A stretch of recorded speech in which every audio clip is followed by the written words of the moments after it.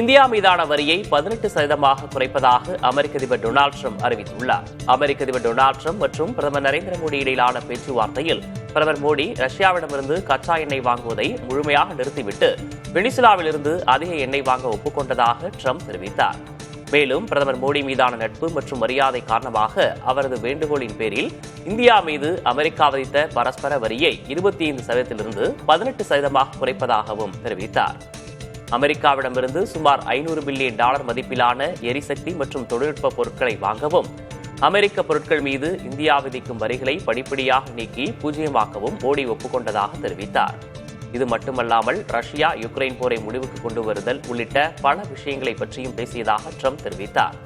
India மீது 50% வரியை America விதித்த நிலையில் இரு நாடுகளுக்கிடையேயான வர்த்தகம் பாதிக்கப்பட்டது. இதனைத் தொடர்ந்து மீண்டும் இரு நாடுகளுக்கிடையேயான வர்த்தகத்தை மீட்க பல்வேறு கட்ட பேச்சுவார்த்தை நடத்தப்பட்டது.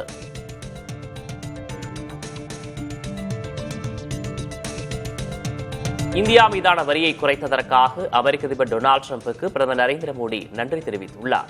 பிரதமர் மோடி தனது எக்ஸ் பக்கத்தில் வெளியிட்டுள்ள பதிவில் இந்தியாவில் தயாரிக்கப்பட்ட பொருட்கள் மீதான வரி 18% குறைக்கப்படுவதில் மகிழ்ச்சி அடைவதாகவும், இந்த அற்புதமான அறிவிப்புக்காக 140 கோடி இந்திய மக்கள் சார்பாக ட்ரம்புக்கு நன்றி தெரிவிப்பதாகவும் குறிப்பிட்டார்.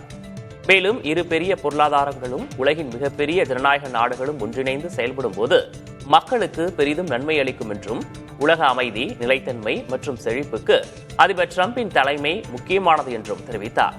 குறிப்பாக அமைதிக்கான அவரது முயற்சிகளை இந்தியா முழுமையாக ஆதரிக்கிறது என்றும், நமது கூட்டணியை முன்னெப்போதும் இல்லாத அளவில் உயரத்துக்கு கொண்டு செல்ல அவருடன் நெருக்கமாக பணியாற்ற விரும்புவதாகவும் பிரதமர் மோடி குறிப்பிட்டுள்ளார்.